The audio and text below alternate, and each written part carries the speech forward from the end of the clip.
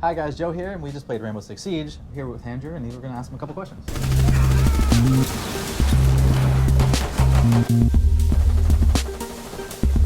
So what we're showing you today is the of Terrorist Hunt. It's the aspect of the game that's going to be solo and co-op versus AI. So we're showing off the AI, and one particular mode in the hands-on demo we have is Disarm Bomb. So it's one of our 4 Terrorist Hunt game modes, and a bunch of things have changed in the alpha. So we just polished up a lot of aspects of the game. So sound is there, the destruction is a bit better, is a bit louder, and it looks a lot better too. We did a lot of optimizing graphics and stuff. And then on top of that, gameplay-wise, we did all the gameplay tweaks that people asked for in the alpha are all in here. So more recoil, slowing down the player's speed. We have an armor system in there too that actually slows you down based on what armor you have. Weapons also have a mobility cost too, depending on what weapon you have. So all these things will all come into effect, all because of the closed alpha. Yeah, definitely. I remember reading the patch notes or reading the notes that you guys had gotten from that, and was really excited to hear about the weight factor, just because it felt like if you're holding a shield, you should be like running a little slower and stuff. So that was really cool to see. So the mode we played, it was really intense. We were all communicating, and I think that's sort of what Rainbow Six Siege is, right? Is that you're communicating with your team and you're working together. It's not just running in there, and it's a little bit different from some of the shooters that are out there right now. Can you just talk about that and just your mentality going in? We want this to be a team-based game, so all about team play and communication. So we found really early on that we wanted a very tense experience. So Rainbow's always been about putting people in tense missions and tense experiences because the stakes are usually high. You have hostages or you have no respawn and things like that.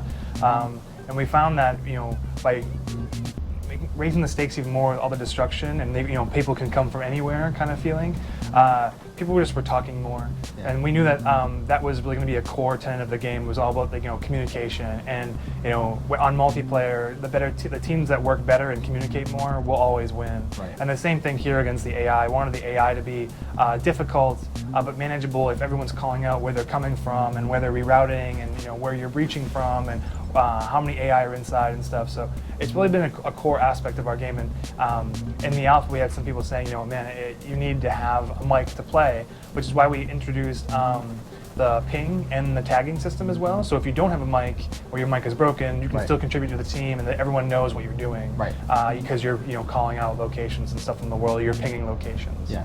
One of the biggest things I noticed was the AI, just the intelligence of the AI, and just their willingness to do whatever it took to sort of stop you. And I thought that's sort of also a different thing from previous shooters and previous Rainbow Six titles. Can you talk a little bit about that and that process?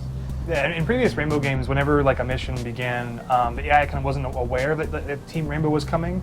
And this time in Siege, they are aware that you're coming, and they're doing anything they can to stop you, like you said. They're making choke points. They're reinforcing certain walls because they know that if you breach through that wall, you're going to be very easily can grab the hostage and extract the hostage.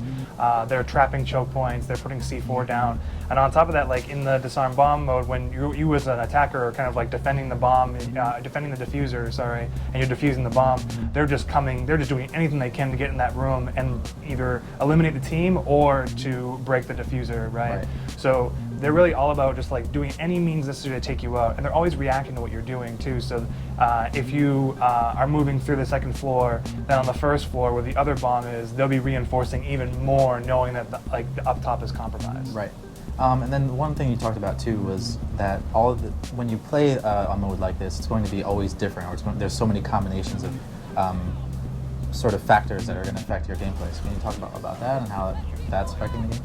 Yeah, so we have basically we want every single time you jump into Terrorist Hunt, you never feel as though you're seeing the exact same thing twice. So that's why whenever you jump into Terrorist Hunt in any of the modes, the layouts are going to be what the AI's plan essentially, and what's going on is going to be different. So they won't choke the same point twice unless it's unless they really gonna know they're coming from this spawn or that spawn.